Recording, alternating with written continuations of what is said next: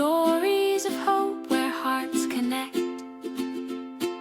Side effects may include joy, advocacy, and inclusion too.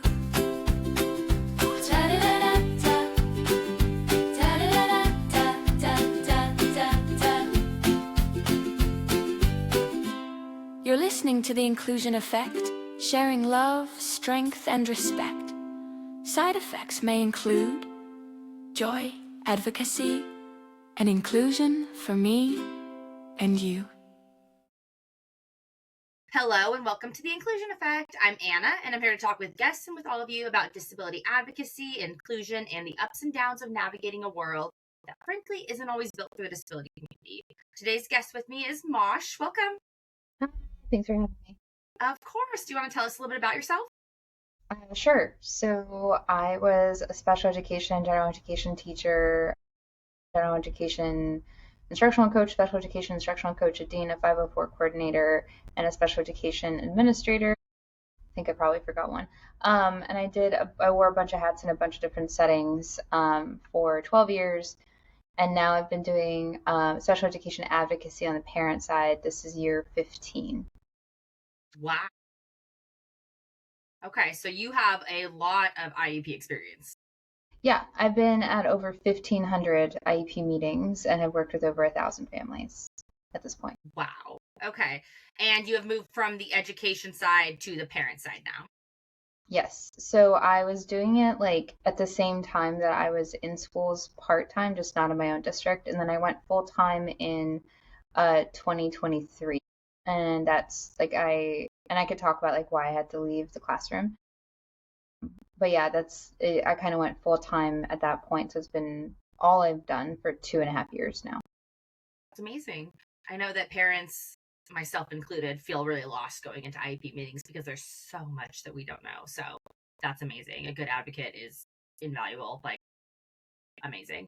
And then I actually found you on TikTok maybe 6 months ago, and you also talk about your own journey being autistic. Is that right? Yeah. And how do you think that shaped your profession?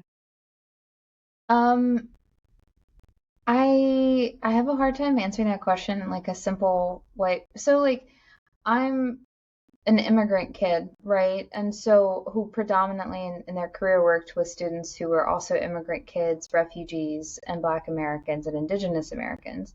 And so like I think I didn't understand why I could understand certain parts of what kids needed in a way that I couldn't fully articulate until I got diagnosed twice as autistic because I didn't believe the first evaluation, and that's like a funny quirk. But yeah, I think it shaped a lot of how I understand the landscape of special education and also why now family, like I typically specialize at this point in neurodivergent parents and families of neurodivergent kids or kids that have multiple disabilities.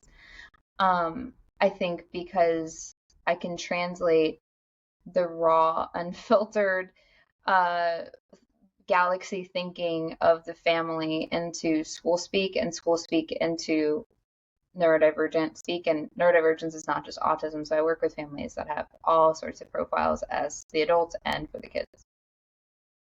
That's amazing. So families that are coming at it from both sides, neurodivergent parents and kids. Yeah. Okay. That's a majority of my caseload, not all, but I currently have 151 clients in all 50 states and Department of Defense abroad. And I would say over 80% of my clients are either diagnosed or self-identifying as some sort of disabled. A lot of them don't like the word disabled, and we can get into the politics of where I stand on that, which is disability and calling yourself disabled is a political identity. But a lot of them do feel more comfy identifying as neurodivergent. I actually would love to hear your opinion on that. I have ADHD. I was diagnosed a couple years ago in my 30s, which I think is so common for women. It is. And then I have my youngest daughter has Down syndrome and she's medically complex. And I know that my husband and I have used the word disabled her whole life. It feels like it's something that we didn't want to shy away from. We're proud of her how she is, you know. But I would love to hear your opinion on that. disability is something that is the only identity that can really happen to anyone at any point. So whether it's from birth, whether it's during birth, or whether it's later in life. And I think we are so scared to not be able-bodied or have the kind of brain that we think we should have, that we will find alternative words. I got to be honest with you, like I'm very sensitive when people identify as like neurospicy. I almost like wince at it at this point because it tells me where you are in your unpacking ableism journey. I think there's a lot more similarity and a lot more kinship that I have with your daughter than someone who is like still trying to separate away from being disabled.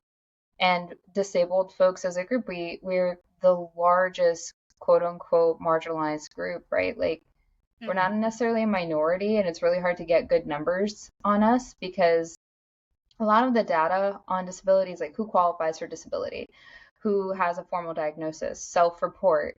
Even when we look at incarceration data on, the school to prison pipeline and folks that are incarcerated in the injustice system, we have statistics that range from like 30 to 60% of those folks who have been incarcerated are disabled. And it's like I fully believe in my experience of like having supported folks who are in that system and coming out of that system that those are low. Like we are underestimating. So I think like disability is neutral and it's political, and right now, especially under the regime that we're under, identifying as disabled and not trying to push yourself away as like a special sparkly alternative to disabled is a very powerful political stance. You have way more in common with the non-speaking man who was attacked and brutally assaulted by ICE than you do with someone who just takes Adderall and is a software engineer and is making $600,000 a year at a top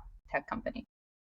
That absolutely makes sense. I hadn't thought of it quite in that perspective, but I have made some jokes on TikTok about how people that say things like neurospicy and differently abled LOL are kind of like the live, laugh, love moms, And like we have to meet people where they're at, right? So I think sometimes we also get stuck at language without any actual like action. And it's like I will meet families where they're at, right? I don't judge them. So if families are like using that word, I'm like, that's fine. I think if you are calling yourself an advocate, though, whether it's a special education advocate, a political advocate, whatever, like you can't be like, I'm just quirky. And I think also that feeds into a lot of what we see in the autism space these days in general. Yeah. Yeah. Yeah, I've definitely seen that. That completely makes sense. And I think that it's so important what you said about how you have more in common as a disabled identifying person with, somebody who is non-speaking and a victim of injustices than somebody who is, LOL, I'm quirky, my brain works different, but I say I'm neurospicy and benefit from it greatly. You know what I mean? Yeah. It's like when RFK Jr. was making the jokes about like how autistics are a drain on society, and every autistic adult was like, well, I have a job. And I'm like, this is not the point. Like, this is not the point. Like, you have inherent worth, and you have civil rights, and you have protections, and you have belonging that is owed to you. And regardless, and I think a lot of our feelings about disability are mirrored in our feelings about folks who are unhoused or homeless, whichever term feels valid. I think, and a lot of those folks are disabled. I just want to be clear, like when we look at the other populations, and again, not super great data either, I think a lot of us want to push away that there's like good disabled and bad disabled. And the issue is like the systems that are forcing people out of their homes and into the street, out of medical care, out of like social connection and into isolation, right into institutionalization, out of friendship opportunities, high presumed competence for learning, are the same systems that come for all of us. And so it's like, I think it's really hard to be, and maybe this is my autism, but it's really hard to be a systems thinker, and sometimes see the conversations that happen. Like the Barbie conversation right now drives me absolutely. Oh my gosh. I just posted about that too. Yes. I am like, oh my goodness. Go ahead. You go ahead. So, like, here's my perspective. First off, I just want to be clear. Like, there's no blah blah blah. There's no ethical consumption under capitalism and white supremacy. Blah blah blah. However, like the concept that people are getting on the internet and spending like time editing high quality video about like, well, she doesn't represent everyone, and I'm like, who the hell said she does? Like, is this how Nobody. you feel about wheelchair bar? Like, I love that she has headphones and an AAC device. I freaking love it. I'm like, what? Why? And to be clear, like for those of us who are not complex communicators or we are language abled, what does it hurt us? Because for us, our Barbie is all the other Barbies that don't use visible accommodation. So like, God fucking forbid are kids that are like AAC users and they're not high masking. They're like the kids that are visibly identifying as autistic have a toy, and she's also like a light-skinned brown woman, and I was like, this Which is I love that they did that too. Yeah, great move, Mattel. Like, yes, good. And I'm seeing all these agreed. videos of kids that are just like overjoyed and seeing themselves reflected, and I cannot imagine. Sorry, I'm a hater. How much time someone has to have on their hands to get on the internet and be a loser and be like, well, and I'm like, what are you doing right now? Like, this is how you're choosing to use your time, is to hate on one bar. And also, I love that she's like, I think she's only like $11 or $12, which is still not super affordable. It's cheap for a toy though, because dolls are expensive. Yes. I bought a Down syndrome baby doll for my daughter, and I have lots of privilege. I know that. It was like $60 freaking. And then we still I had to sew on, I didn't have to. I wanted to sew on a little G tube so that she could, have a baby doll that has Down syndrome and a feeding tube. Yeah. It was expensive and time consuming. An $11 Barbie is amazing, and I plan on buying her that because Addie also has an AAC. Amazing. A while back ago, they came out with a Down syndrome Barbie. Mm-hmm. It doesn't represent Addie perfectly. She never had ankle braces. You know what I mean? Who cares?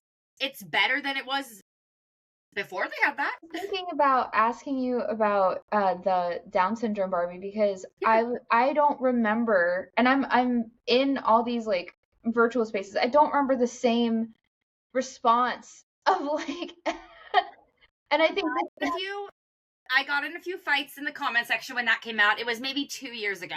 Addie was too little to play with Barbie dolls, but I still bought 3 of them.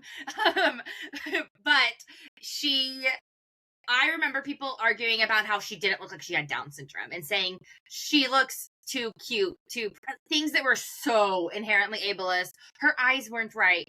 She doesn't have the short limbs. She's not, their stature of people with Down syndrome is often that they're shorter and stuff. Yes. You know what I mean? Things like that were so inane and very silly. And it wasn't the same argument. There was still drama about it, but a lot of it was not from the Down syndrome community. Also, it was Down syndrome community arguing that. Barbie's proportions have never been realistic. Like, to begin her boobs are like triple Fs. Yeah, and like her legs are like like it's not possible to have like I don't think we should be looking to Barbie for like ending ableism, but it's and I think this is where I need folks to like go touch grass really hard. Yes. I really need and I think a lot of this is like people and I truly think social media was a mistake sometimes. I really do. Yes. Because it seems like everyone gets to say that they're advocating for something. And I always ask the questions like, okay, so have you testified at your school board? Have you worked with parents or kids in your local community? Have you volunteered at a retirement facility and you're supporting social connections and community outlet for folks that are stuck because they're isolated and they have disabilities? Like there's a million ways. And it's like you just getting online and opening your Gap trap and like doing nothing to actually concretely and explicitly tangibly change something for disabled people at this point feels exhausting. It honestly feels exhausting. And that includes for folks that are low support needs. Like it includes the thing, you want to change something, you have to go do something, right? So whether that means virtually showing up for your school board, if your school board has that, or your local town hall or whatever it is, you have to go inconvenience yourself. And that's why I always say like, my tiny corner of the internet, because I'll never be like a influencer. I don't care, right? And influencers especially autistic influencers get on my last nerves for the most part. There's some that are doing a really good job of deconstructing some stuff, but overall, I'm just like, this is not. I don't mean like special education advocacy. I mean it's not even activism. Like you are speaking over so many people's experience because you only know like your disability or maybe like your discord of autistic adults disabilities who and they're always disproportionately like child free, like they don't have kids, they don't interact with kids, right? Yes. And they like to not they don't like to hear that the how matters just as much as the what. I'm like, you cannot just yell at autistic parents. Like autism moms is a huge topic in autistic spaces.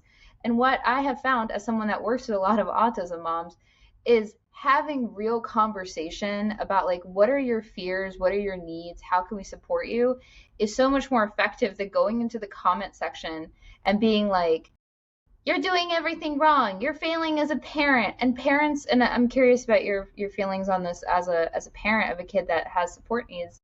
um you already feel like you're fucking up. You Yeah. already feel like you're fucking up all the time. It's not like you're going to be like, gee, tell me more about that while you're yelling at me.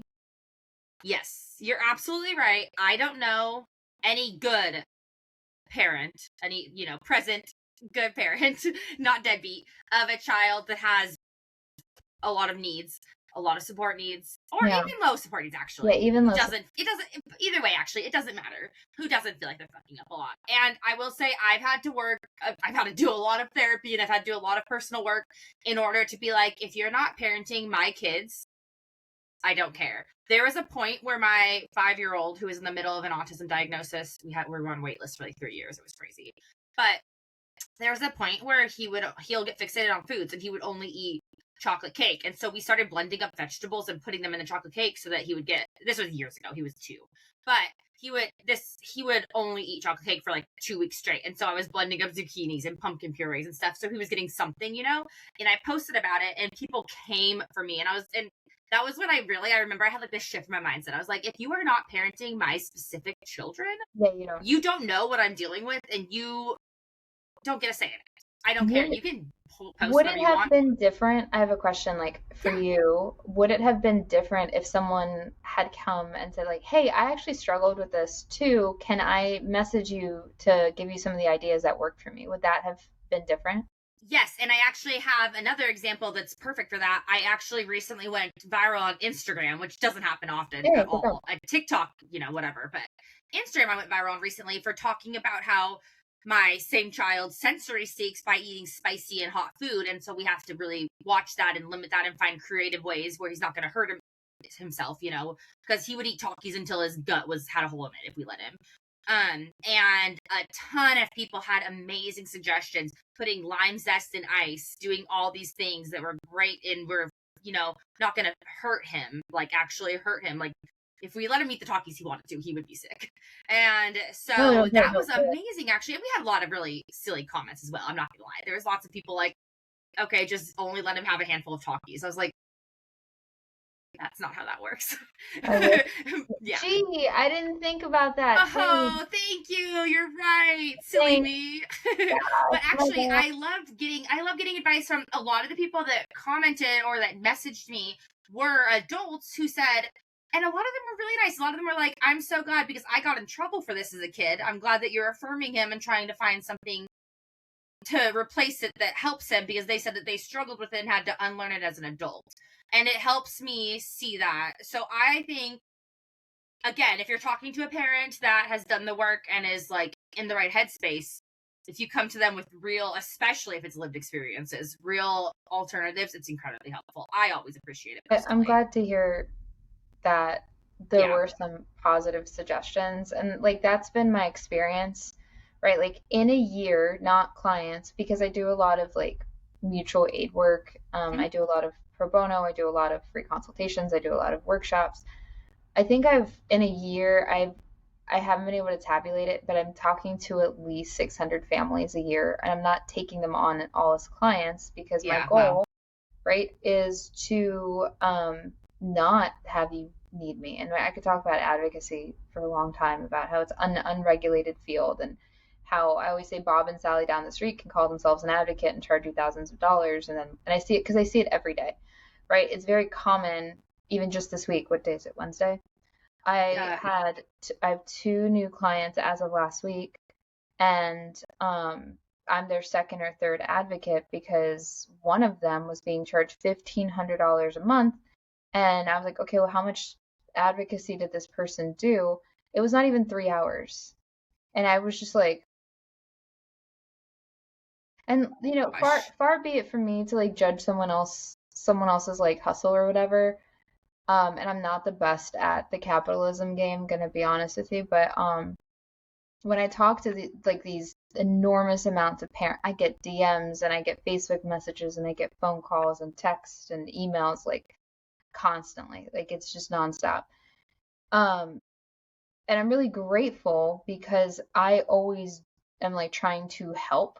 And I just think a lot of it feels like the internet is not necessarily a place where folks want to help most of the time. I feel like the algorithms paired with our attention spans and COVID brain damage and how stressed out we are and all these things is like we're using it for rage a lot of the time, and we're coming at people who are really vulnerable. Like families are really vulnerable. I had this thought the other day, like I'm very like, please don't put your kids on the internet for all the predator reasons. And also I have to balance that out with like a lot of the support needs parents that are doing that are one seeking, you always hear the same thing. They're seeking connection because they feel very isolated. That's one. And two, if they're monetizing their accounts, it's like really difficult for people to understand, but medical care for more and more complex disabilities, as you've experienced, is thousands, if not hundreds of thousands of dollars a year. Like the medical debt is so real that like I want to say, hey, there's things I've like kind of grown on, right? Like that means I'm growing as an adult too, and I have to stop learning. But like I want to be like, never put your kids on the internet. And then I also have this like moment where I understand if you have a kid that is in a wheelchair, has a G tube, has really high support needs, and you're like a single parent, and you're like, I need to monetize my account because it's the only way I can get them their pull-ups and their special food and their medication. Like it's not the parent at that point. I have to point the finger at the insurance and the medical company, and it's outrageously expensive, and yelling at that parent is like really not helpful, because no one wants to put their kid in danger to make sure that they have what they need. That's like not a conscious thought that most parents have. I'm not saying no one ever, but oh yeah, there's been a few influencers that I know have come under fire for that. But I have a lot of feelings about this. I actually have struggled with this a lot. I do post Addie, and I don't my account is technically monetized. I make like $10 a month or something. Like it's like I'm wishing you lots of monetization success. Thank you. It's really not my goal though. My goal is that the reason I do it is because I remember, I could go a couple different ways in this conversation. I remember when I found out that Addie was going to have Down syndrome when I was pregnant. The reason I felt, and my husband and I felt so sure that we were able to continue with the pregnancy and with the journey and that we would be able to do it is because I got online and I found these other accounts of parents that were thriving with these happy, healthy kids that their lives weren't ruined. Like doctors were asking us about termination, making it sound like our lives were ruined. And this is not, this is not an abortion topic at all, in my opinion. It's a systemic and education issue, like in my opinion. And that was probably literally what made us feel Denmark and Norway and like whatever else. Oh yeah. And you're like, why are you saying this to me? Yeah, exactly. That's exactly it. And it's not even necessarily the doctor's fault. It's like they're given these tools in med school, they're told to do this, and then if they don't have lived experiences of it either, then they're just regurgitating what they were told, and it goes from the very top down, it's trickle down, and it lands on parents, and the parents with the least amount of support and resources are the ones that are going to be like, well, crap, if my child is going to need open heart surgery, if she's going to be sick, she's going to be sick. We spent like $60,000 in cash our first year, our entire savings. We blew through Addie's first year of life. Yes. And not counting what our insurance did cover. Addie was very sick her first year of life, which is not the case for every kid with Down syndrome, but it was our case.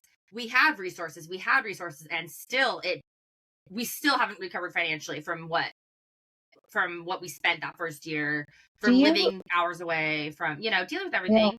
If you are an immigrant, if you don't speak English, if you're unhoused, if you are disabled yourself, if the list goes on and on, if you have all these things against you, you're more likely to terminate your pregnancy when a doctor says, hey, this kid's going to be really hard to raise. This kid's going to be really expensive to raise. You're going to have to quit your job and be home with that. You know what I mean? Like, it's all systemic. There's a reason why people terminate pregnancies for Down syndrome, like, or for lots of disabilities that you can find in utero, Yeah.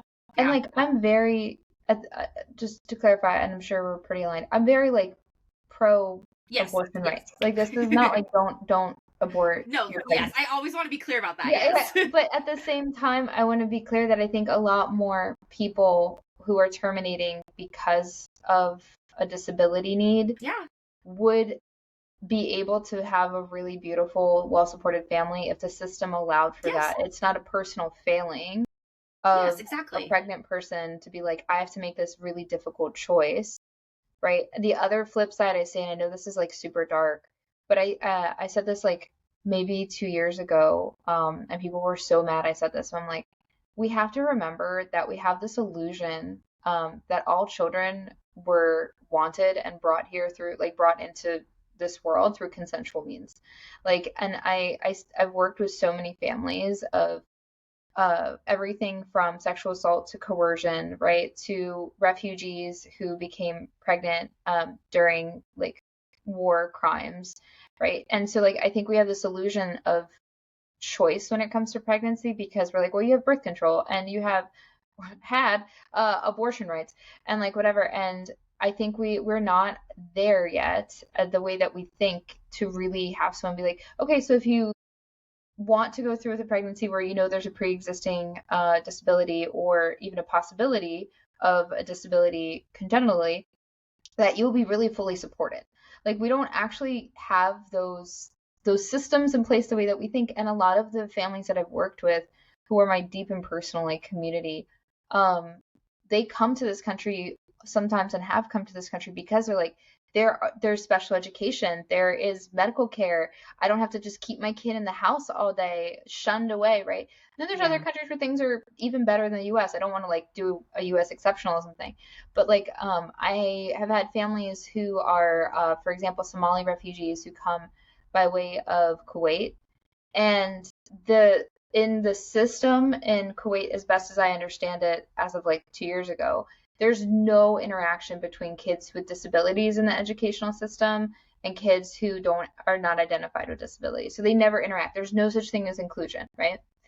And I actually had a situation where I had a kid who, when they immigrated here, he accidentally got placed in general education, even though he very much needs to be in a smaller self-contained class, and he's older. He was in high school. And he was like, oh, I'm never going back to self-contained, because he's like, what the heck is this? Like, he had no idea that this was even possible, right? And he had very high support needs, and all these things where there's lots of factors. But I think a lot of times people don't understand, like, our system here is really not good. And also there's a lot of places in the world where it's not good. And we have to like keep actively fighting to be like, you have inherent worth because you're a human being and you belong in our community, regardless of what your needs present as. Regardless, and that doesn't mean you have to be best friends with someone. That doesn't mean you have to marry someone or be in a relationship with them. Every time I say things like, people are like, well, what about narcissists? I'm like, those are people who are highly traumatized who need a lot of support. That doesn't mean you have to be the one to do it. No, they need support. Nobody's saying you be their support. Like, yes. Yeah, I completely agree. I definitely, if you had asked me 5 years ago, I would have assumed that there was a lot more support in place than there is. A comment that I get a lot on TikTok is like that we're probably getting paid to have a disabled child. We are not, like SSI and food stamps, stuff like that. We are not wealthy. We live in a very high cost of living place. But I'm processing we what don't you qualify just for any of that stuff because the federal yeah. poverty line, I think minimum wage is like $7.20 or something like that. Don't quote me on that. I think it's $15.75 where I live. It's a lot higher, and living here is pretty expensive, honestly. And because of that, it looks like we're rich compared to the federal poverty line. So we don't get SSI, we don't get food stamps, we don't get any of that stuff. But people always are in my comments talking about just use the SSI that Addie gets for this and that and that. Also, how much do I'm they like, that's think not how it SSI works. is? I'm just really curious. So I have families who get SSI, get DDA, get Medicaid waivers, like, and it's a fight, to be clear, to even qualify. It's very common the first time Mm-hmm. you apply for disability for your child, they are Mm-hmm. denied, and it's really common, even for very high support needs families, you have to appeal Yes. 4 times or more. Yep. It's exhausting, and sometimes kids don't qualify until they're much older, which means Yes.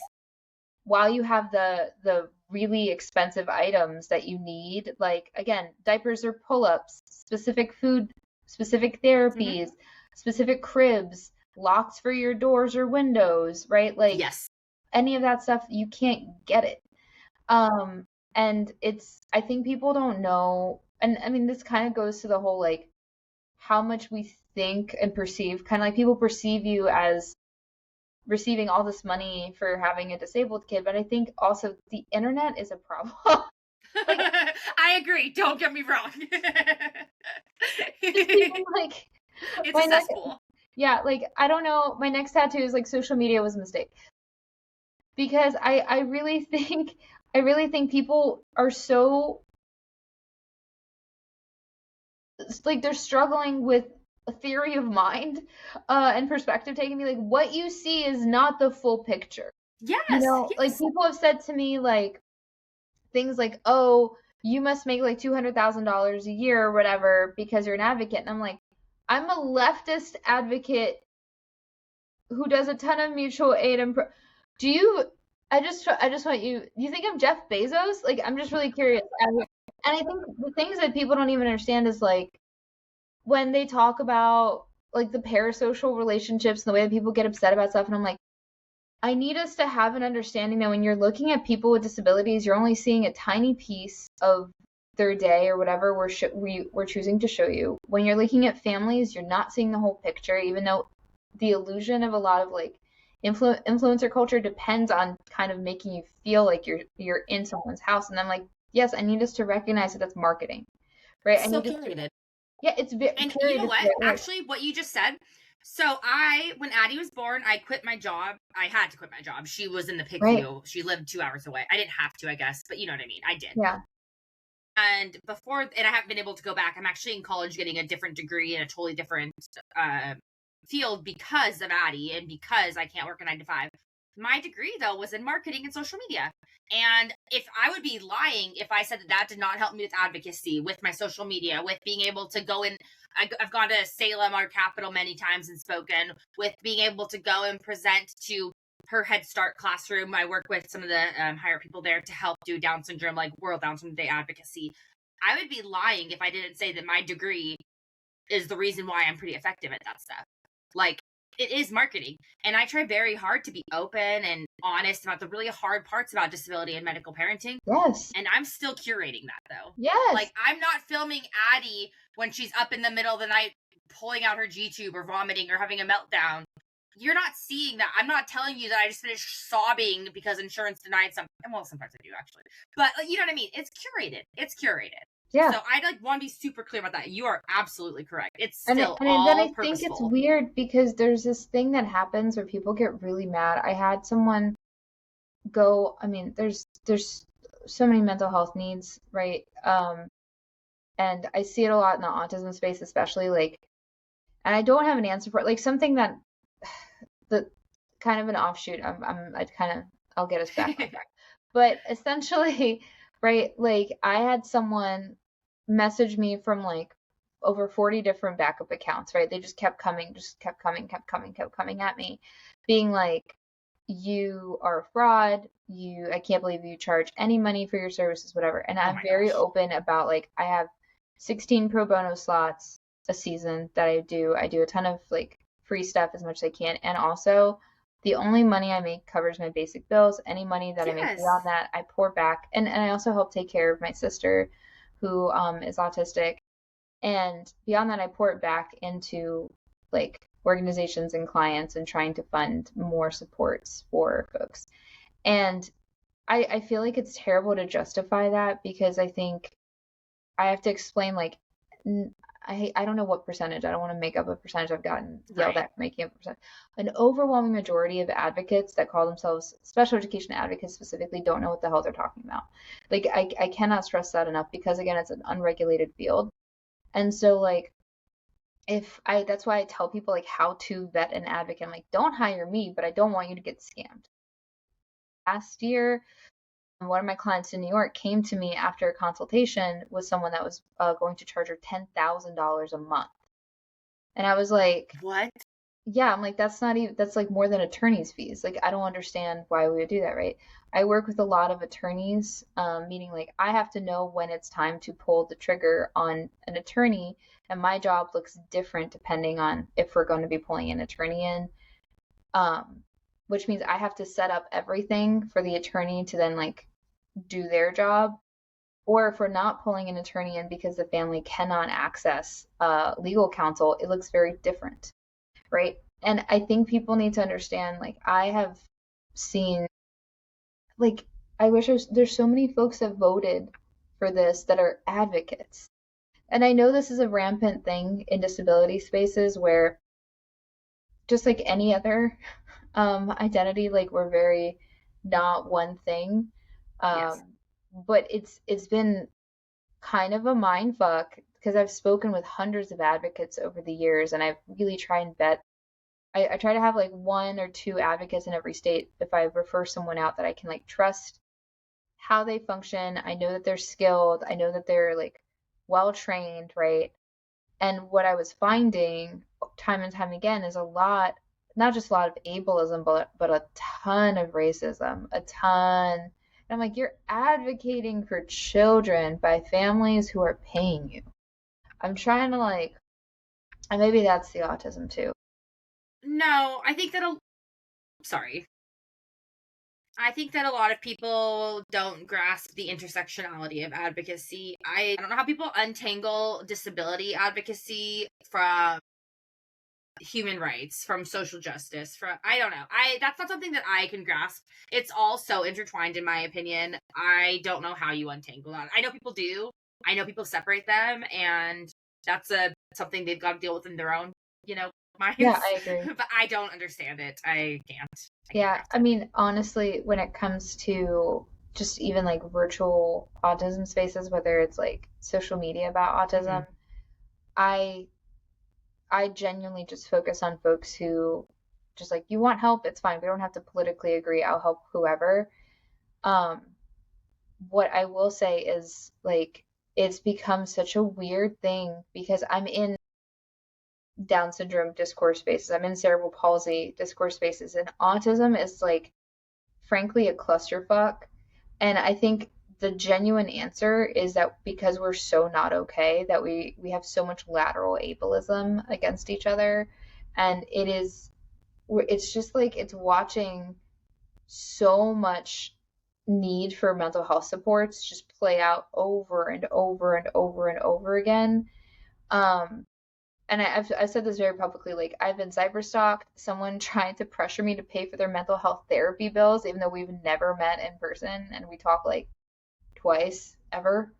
Um, yeah, like people have said that I've like because I didn't want to be friends with them, that I like manipulated them and I'm like, I just set a boundary.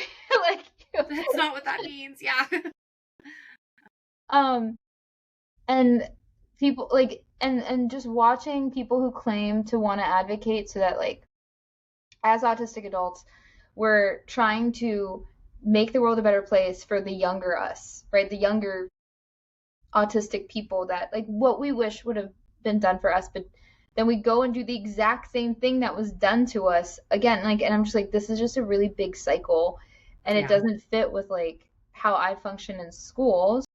Right? In schools, a lot of my stuff is around real transformative justice, not the social media type where it's you give the kid a lollipop or a bag of chips and they send it. Like we have to really have hard conversations. Sometimes you have to separate kids out and you have to have like no contact. Sometimes we have to figure out what community service looks like because you have to fix something in your community. That's a natural consequence, right?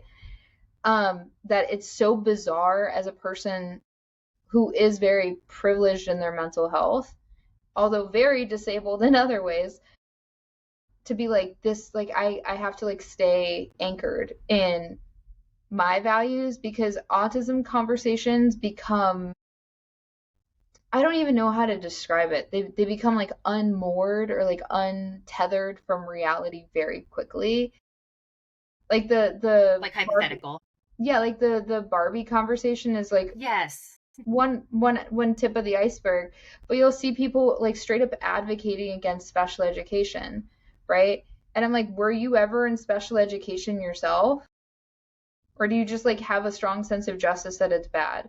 And don't get me wrong, like I think it sucks in so many ways, clearly. Oh, it definitely needs improvement, yes. But that doesn't mean throw it all out. But also like kids prior to 1970 were not like they were allowed to just be told that they can't go to school before we Yeah. had special education. So like Yeah. is what I don't think a lot of people understand that in their personal sense of justice, what they're advocating for because they have not done enough research to learn our history, to learn disability, like civil rights and like disability justice, which is its own branch of justice. They're accidentally advocating for the very things that this regime wants, which is to disappear disabled people, to institutionalize high support needs, folks of various disabilities, to say that we're a drain on society, to say that if you're non-speaking, if you have an intellectual disability, if you're medically complex, that you don't have inherent value, you can't contribute, and not in the terms of a job, but you have inherent contribution, right? Yes. And I think a lot of us are accidentally feeding into these narratives that then, because social media is the demon that it is, it then gets reflected in the policy and the executive orders. You'll hear the same language, and it's because we're just spouting off about whatever feels right. And so if a video goes mega viral for someone talking about how, for example, well, I'm just moving to homeschooling, and I'm like, you have the right to homeschool. However, most parents cannot homeschool. One. Two, And I don't want to be forced to. You should not be forced to. You have the right not to be forced. I'm not going to segregate my child. If I want to homeschool, that's fine. I'm not going to be forced to, though. Yes. Sorry, yes. I cut you off. I feel strongly about that. It feeds this narrative, and also I hate to say this, but like oftentimes when we're talking about homeschooling, I'm like, please make sure you're at least getting curriculum from your school and or getting tutors, because the average parent cannot just homeschool successfully. I know if you're in a situation where you're district distance learning, you think that whatever we were doing online was like what we do in the classroom. It's not. Most parents are not going to be equipped to successfully teach, especially higher level curriculum to their child. Yeah. So you need to get some support to do that at home if you're going to go that route. Yes. And it's crazy. Every single state has different, like some states there's hardly any oversight for homeschooling. Some That's states correct. There's 4 levels of oversight for homeschooling. It's really, really mm-hmm. It's not unregulated, but it's not regulated cohesively across the country is what it seems like. And I do get a lot of comments like that too. When I talk about the Department of Education, when I talk about lack of resources, I'll be told, well, we just had to homeschool because it wasn't safe for my child. And I'm like, that is your choice. But one, I know my child and I know she loves people and I know she wants to be around people and she loves me, but she wants to go out in the world and be independent, which is, she's had enough mom in her life. She wants to be independent. She's loving preschool. But also, it's such a slippery slope. If you had to homeschool because you didn't feel your child is safe, okay, you're one person. But what about the other 30 people in your district that eventually leave? And then what about 5 years from now when 30 more people leave and they all homeschool their kids, and then there's no disabled kids in that school district anymore? And then what about when that dissipates into all the other school districts, and then all of a sudden there's no disabled kids in your state in public schools? Okay, so the thing that has happened, and I've talked about this before, and people are like, oh, that's so exhausting to think about. Why can't we just say parents aren't parenting? I'm like, yeah, because the simple answer, the lazy answer, is the right one. Sarcasm. So when I try to explain like um, we've never done inclusion correctly. Like there's only several schools in the country. I mean, truly a handful of schools in the country that have done inclusion correctly. And it has to really be intentional from the ground up, including like the structure of the building. Inclusion would include supports for deaf and hard of hearing students, students who are blind, students who are deafblind, right? Like from the very beginning, students who are wheelchair users, mobility device users, before we even get to like the lights are too bright, right? Like before we even get there, it's the physical structure of the building, it's the ramps, it's the braille all over the classroom, whatever. Mhm. That it's like there's physical things that universal design for learning, just universal design, sorry, really asks of architecture before we get to universal design for learning, UDL. And I talk about like, okay, so there's that. Then COVID hit in 2020, and that was the start of the pandemic. And it was a great opportunity that many educators were hoping would be revolutionary for education. We're like, we have a prime opportunity here to revolutionize parent support and like collaboration with parents, how we do teaching. It's a great moment. And instead, what happened is we came back for those of us that like some districts only were gone for 2 weeks, some for only 6, some for a year. We're doing virtual. I didn't know anybody was only out for that amount of time. Yeah, Wow. it's some schools in the South, in the deep South, were not out for very long at all, That actually if at makes all. sense. Okay.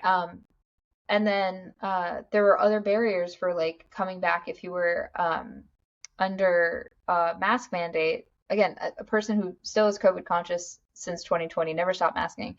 It presented other barriers for auditory processing, deaf and hard of hearing kids, right? So like, and we didn't address any of this. We didn't address any of it. And everyone was like, oh, that was the worst thing ever. It was so traumatic. Let's never think about it again. We feel so restricted and confined and like we were under some kind of martial law feeling, that now we do whatever the hell we want. And that also allowed for tech companies at that time, because we needed everyone to have Wi-Fi, all like nationwide. Everyone had to have Wi-Fi. Every kid needed to have a device. It allowed for software companies to really insert a lot of contracts into schools or buoy the contracts that were already existing. So we come back and we're like, teachers from the teaching side are like told status quo and in fact catch them up. And I'm like, okay, so are we going to have them repeat? Everyone should have repeated a year. Everyone should have been like, hey, that year didn't fucking count. Okay, y'all, everyone, we're just going to mulligan that one. Whatever. And everyone's going to go to 13th grade. It's normal. It's great. And instead we didn't. And we started pushing kids through who were extremely traumatized, many kids who did not get any instruction, whether they were kids with disabilities or not. The quality of their work was like, it's impossible. It's not the same thing as like being in the classroom, getting direct feedback and holding kids lovingly accountable for their work, right? We just push them through, just keep pushing them through. And now we have kids, especially right now, we have the data that if you were pregnant and you had a COVID infection in utero, that there's a higher correlation's not causation, but a higher correlation with developmental disabilities, including ADHD, autism, and other neurodevelopmental disabilities. And it's like, yeah, no shit, because when I go to classrooms and I see pre-K, kindergarten, and first grade right now, it is. And so it's easy to blame, like, oh, those are just iPad kids. It's easy to blame. Or COVID babies. Yeah, they didn't see any faces, for whatever, a year, whatever people say about the mask. Okay, so like COVID babies, can we think what that means? You're saying the words. You're saying the words. So close to getting it. Right. And so districts that were told, many districts are like, we have to stay like no more. Like if you look at the map of students identified per state, and you can also see it per district, it's somewhere between 14 to 22% of students identified with IEPs, not 504 plans, right, in the country. And all of a sudden, we had 1 in 3 kids who needs big support. They are socially behind, whether it's a disability or whether they just missed out on socialization, whether kids had no pre-academic skills, that kids were coming in with at least some pre-academic, right? And the system, districts were not funded or structured to provide any support. And then you had a mass exodus of veteran teachers. Veteran teachers who could retire early were like, boop, I'm out. I'm not doing this. It's not worth it. And now all you hear on the education side is how explosive the behaviors are in school. And it's like, so if it's happening nationwide, if the quote unquote explosive behaviors are happening nationwide, my question is, do we think that 5 years ago, all the parents just got into a secret meeting and said, we're going to fuck up our kids because you know what? We hate these teachers. So we're just going to give them an like, do y'all think that there was a secret meeting that happened and parents were like, hey, let's just stop parenting? Bet. Like, do you know, like, do you really think that's what happened?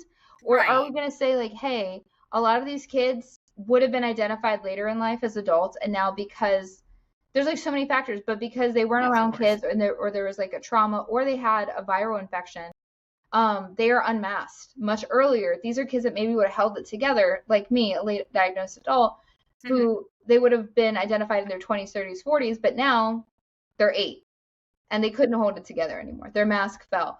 Other kids literally developmentally delayed and have disabilities. Other kids missed out on socialization and academic skills. And instead it's so easy to blame parents, which I just keep being like, how is that a solution? And they're like, well, parents need to start parenting. And I'm like, okay, so what does that mean?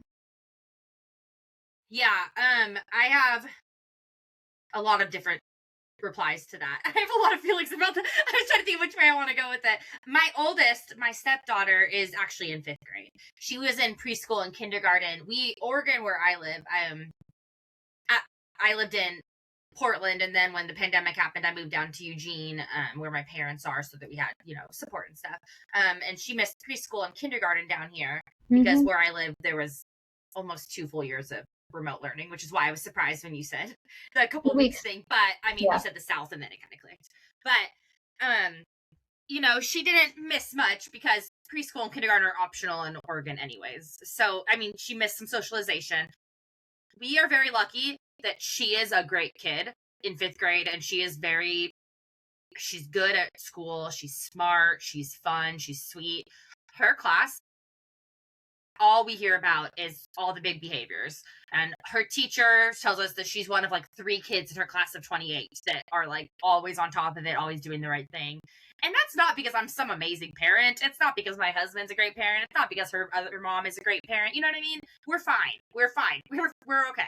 But these other 25 kids, there's always, let's make up a number, 10% of parents that are crappy. And then there's 10% of parents that are not present. And then there's 10% of parents that are a super, let's learn division before kindergarten. You know what I mean? And that number hasn't changed. Like, it's not all of a sudden, you're right. They didn't get together and say, now 90% of us are just going to give our kids iPads. It's always the same. Can you imagine they all gather into me and like, okay, yes. Here's what we're going to do. We got on a, what's that app? Discord. We all got on a little Discord chat. Yeah.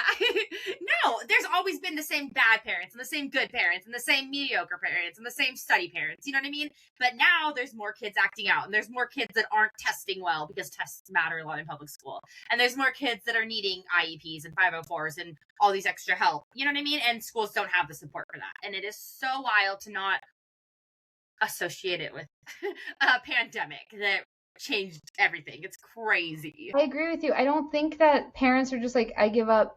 And I do also want to be clear that like parents are extreme. Like, I don't know how public school disproportionately is for folks that can't afford private options. Okay. Like, I just want to be clear. Public school is a right for a reason. Homeschooling is not a realistic option for an enormous majority of families, and nor should it be. That should not be our answer. It should be public school should be a decent option for your kid, right?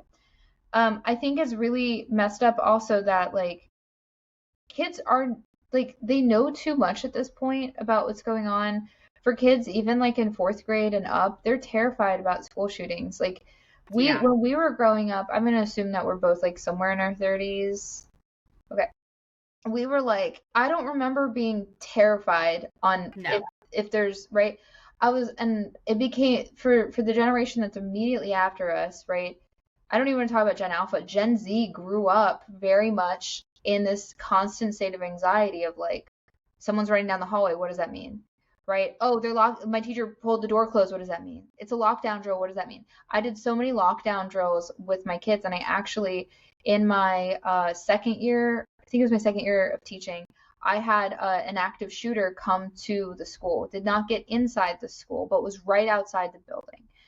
And it was very unusual. And I was teaching special education that year, and my kids were kindergarten through fourth grade. And my kids were majority Caribbean, North African, West African, and Black American kids. Some kids were Salvadorian, Honduran, and Mexican. And I remember one of my kids who's Honduran was like, "Is he gonna come in?" Right? And I was like, "No, he's not gonna come in." And he's like, he's like, "I saw it on the internet that sometimes they can come in." Right? And that really stuck with me. One of my students like said that to me.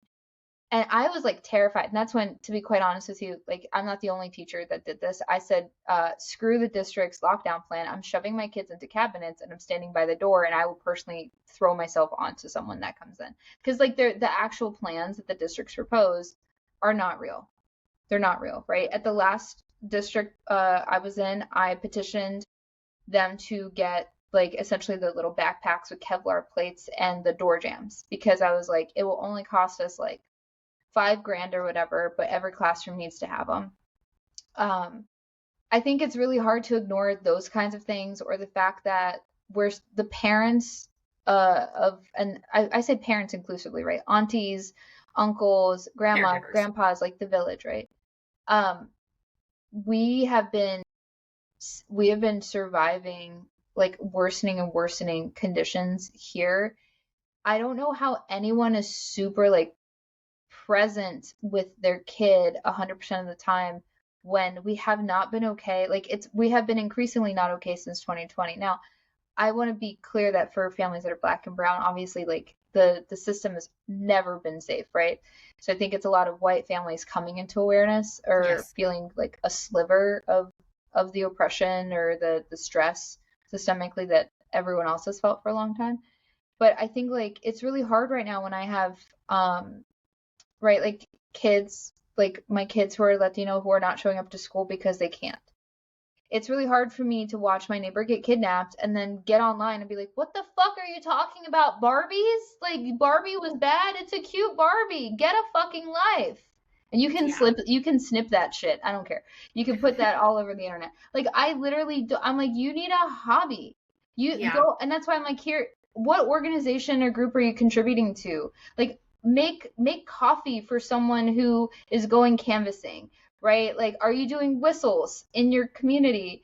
Are you joining an organization? Are you able to make connections? Are you able to make phone calls? What are you doing? Because I don't understand how people are just like getting on, like, and it's fine to talk about stuff and take a break and like come back. And I always talk about like self-regulation is the biggest tool that we need to have right now, because it's very easy to get panicked, and escalate a situation is going to put someone else in danger, which is very similar to in school when we do de-escalation. But I want to be clear that like talking about parents aren't parenting right now. I'm like, have you not seen kids die in Gaza like on your screen? Have you not watched what's happening in the Sudan and people are just like starved down to their bone? Like, are you like what? I just have a really hard time being like, were you fine?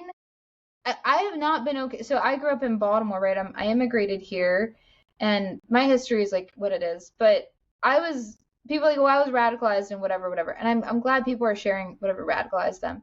But I think it's interesting because for me, it goes all the way back to like elementary school, right? I'm a product of public education. I'm a proud product of Maryland. I'm also a proud problem. A proud problem product of Maryland public education, right? And we talked about good trouble and standing up for what is right and being helpful and all those things. Like those are explicit messages. And I just feel like whatever advocacy, and I love when parents are just sharing like things that are successful or whatever. It doesn't all have to be negative all the time. But I think if you have so much time on your hands that you're coming at people, you're screaming online about You don't like that Barbie has an AAC device? I'm gonna be honest. I think that you need a fucking hobby, and one of your Yeah. hobbies should be like contributing Helpful. something meaningful to society other than this. Yeah, I agree. I think that even honestly, politics aside, which is I love talking politics, but even if I put that to the side, being a parent right now is holding two things at once. It's holding that you're trying to savor your children's childhood, give them a magical upbringing, give them love and all the resources that they need, all the tools they need to be great people, trying to, trying to parent, and also trying to juggle being in this world where you see people being shot and you worry about your kids going to school where they practice school shooter drills, where my daughter asked me about her friends that are from Mexico, and she knows what's going on, and where we have neighbors who are directly from Guatemala. I'm pointing as if you know where they are. That's where they are. That are directly from Guatemala that are here legally and are still scared, and she knows that. And my kids know that. And like, I'm seeing these horrors in Palestine, and then I'm seeing people attack Miss Rachel over being Miss Rachel. You know what I mean? I am witnessing all these crazy things that 20 years ago, 30 years ago, my parents didn't have to see. My parents they were seeing one of, 4 news stations and what was delivered to them, which, we can talk about that, good or bad. But they weren't seeing people being shot. They weren't seeing all these horrors that are constantly going on. They weren't privy to all this stuff that we as parents are privy to now. Every single day you're seeing this. Constantly. And you're trying to be like, okay, I made the choice to bring this child up in the world, right? Whether it's your biological child, your adoptive child, your foster child, your temporary guardian, whatever it is. And you're like, I don't want to fuck them up. Oh my God. And you look at the world and you're like, the world is really messed up. Yeah. And they're asking you hard questions and you're trying to be like, talk about. You don't want to lie, but you don't want to scare them. It's so hard. And you yourself are scared. Parents are not just these like vacuums of caregiving, right? Like, you yourself are a person with your own trauma, your own triggers, your own needs, your own nervous system. And you're like, okay, I can't look at them and tell them a school shooter's never going to come to their school. Like, I can't promise that nothing bad's going to happen. That's not what you can do as a parent. And it's always lingering above you. And to say parents aren't parenting, I think the vast majority of parents, are doing the very best they damn can. Like, I think if we assume that, here's what I often say, right? If we assume, those of us that understand this, kids do well if they can. I don't know why it's different the moment that you turn 18. Yeah. I think everyone's doing the best they can. That doesn't mean someone's best that they're doing isn't harmful. So like, I think about someone who is going through a really hard mental health break, right? Someone who's in active psychosis and is spewing lots of things that they don't really mean, right? These are people in my life, right? They're doing the best they can in that moment. That doesn't mean that's not harmful, right? Like, I just want to be clear that, like, I think we have this idea of good and bad people. That is one of the core things that colonization and supremacy has taught us, that there's good kids and there's bad kids. There's good people and there's bad people. There's evil and there's good. And a lot of this comes from like religious trauma and like whatever.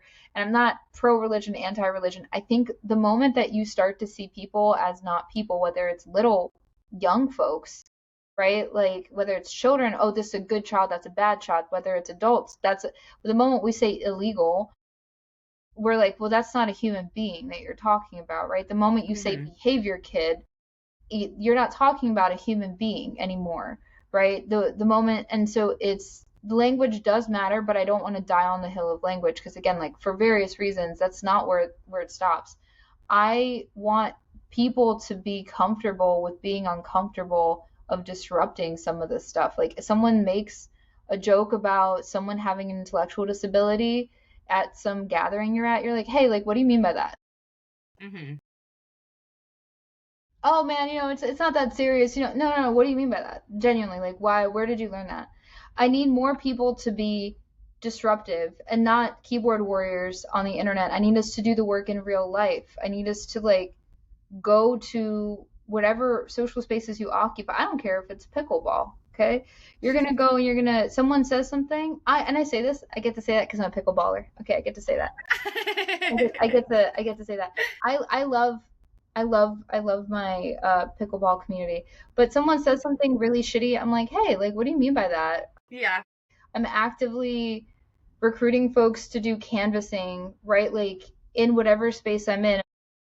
And those are community connections. I made a video recently about how to participate. Like you can do how to do things even if you have a disability or you are a higher risk for doing things that are in person or you can't do a lot of like social time. There are a million ways that people can contribute right now. Million, like endless ways that we can creatively push back and be part of a very necessary resistance. And we need everyone. We need every single person. And it's how you make some of your best relationships. It's how like so some of us who've been in disability spaces who are like, we have to figure out how to get this person to their doctor appointment. We have to figure out how to get this kid insulin. That is how we became friends. That is how we like I think we want to do like friends first and it's like show me why we should be friends is because you're willing to put in some effort to support someone in my life or someone in our shared space first. Creating community can be inconvenient, and that's kind of the point of being community. That's the point. Yeah. That's the point of community. We've talked for a long time, so I'm gonna stop yapping. But Mosh, I could talk to you forever. I'll come from a parent's perspective.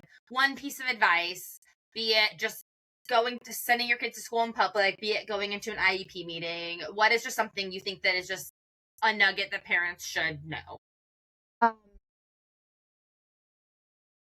I know, huge question. Sorry. Calm, cool, collected, confident. School districts do not respond to information. They respond to you being secure in how you're carrying yourself. And it takes less than 2 hours to learn your rights. Okay, love that. I love that. Perfect. Okay. And if people that are listening to this want to find you, can they find you at? I'm hiding in the woods by the time you have seen this podcast episode. I hope that's true. I'm at Neurosupports on all platforms, except for Twitter, obviously. But Blue Sky, I'm moving to YouTube, TikTok, Instagram, Facebook. It's at NEUROSUPPORTS, Neurosupports. So I'm happy to talk to just about anybody about this stuff because we need everyone. So. Thank you so much, Mosh. You are obviously a wealth of knowledge. Everybody else, if you've made it this far, please follow, leave me 5 stars, share this podcast with a friend or two, follow on social media at The Inclusion Effect. And thank you so much to everybody for helping us build this community of passionate advocates. Thank you, Mosh.